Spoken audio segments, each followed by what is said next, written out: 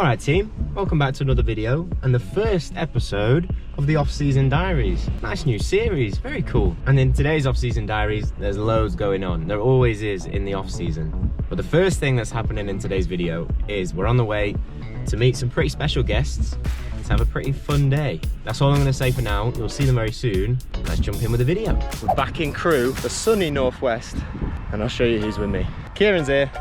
Hello. And Cam in the background. It's always fun when we get Cam and Kieran up to the sunny northwest of England. Not normally this sunny. Every time I'm down here it's sunny. You'll see when Kieran puts the video up, but it's always good fun. You'll remember the Jabalani nightmare. I'm hearing some rumours that might be coming out again. There's rumours. He's piping up. But it should be fun. A couple of hours in. Rain's coming down a bit now. And these guys have been stitching me up with some god-awful balls. I'm just saying you're lucky you haven't had the Jabalani as much as you have today. Well, they're reacting though. The reaction was pretty bad. You will see when Kieran's video comes out how horrific some of these footballs are that they've brought along. Which one was the worst? Or you're not gonna... I think the reaction balls are worse. Worse than the jab? Yeah, it was horrible. It was horrible. Just wait till you see it and you'll know why. Not fun. But now we're getting the jab out, so even more enjoyability. That's what I'm here for.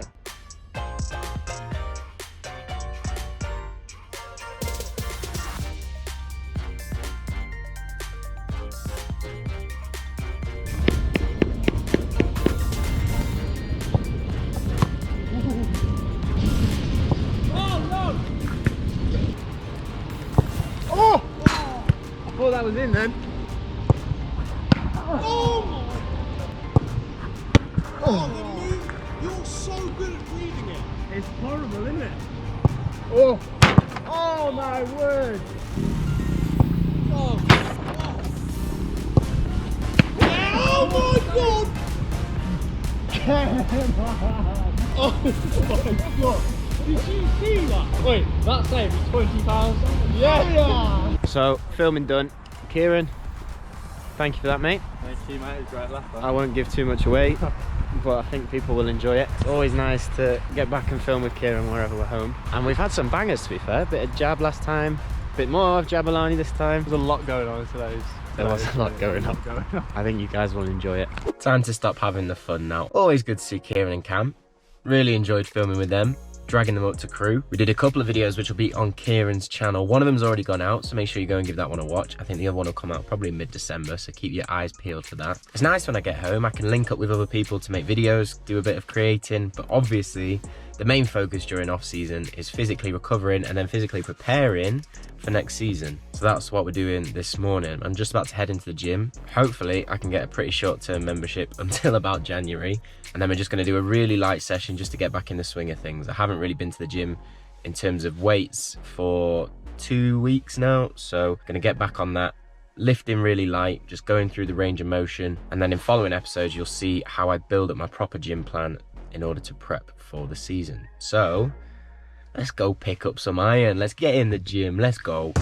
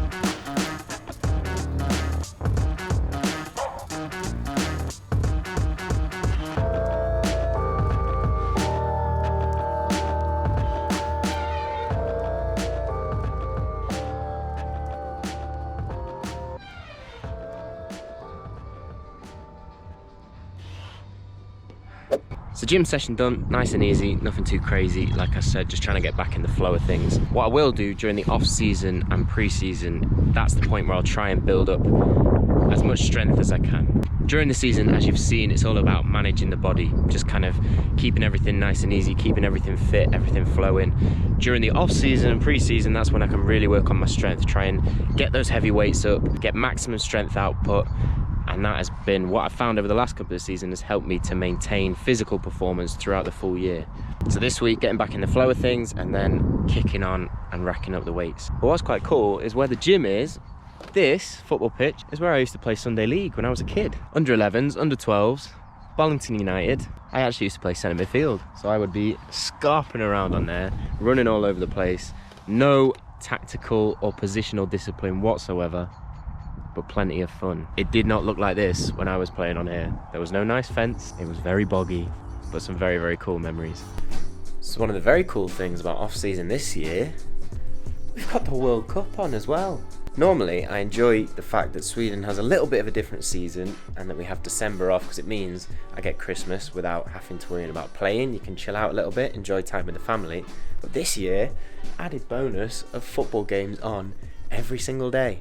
Much to the joy of my mum, who's not that impressed with it, but for me, it's brilliant. So right now, we have the second half of Belgium versus Croatia. Livakovic in goal for Croatia, and Courtois, of course, in goal for Belgium. On the iPad down there, we've got Morocco versus Canada. Oh. And a good save from Courtois as we speak. Very strong top hand. It should be a good game because Belgium, as it stands, are not going to qualify for the next round. It's the second half, they're drawing with Croatia, they need to win because Morocco are beating Canada. So, I thought we'd watch a little bit of the World Cup, see if there's any cool goalkeeper moments that we can comment and talk about. But yeah, very, very cool. Nice way to spend the time when we're not in the gym and we're not training during off-season. Let me know what your favourite bit of the World Cup has been so far down in the comments. But, Courtois, Livakovic, entertain us.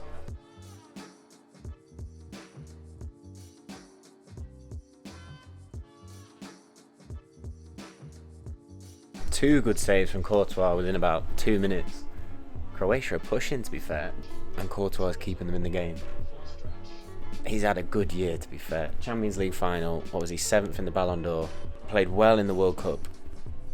Just Belgium not quite doing it further up the pitch.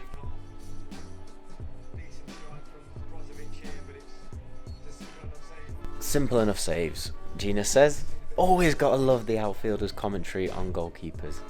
Very clean saves. Strong, fast down, especially for his size. Very, very quick getting low. Taller goalkeepers, definitely someone you can take note from in that respect. Who's your favourite goalkeeper, Finn? Any preferences? Are you an Alisson man? Or Neuer? Lukaku's missed 2 or 3 really good chances.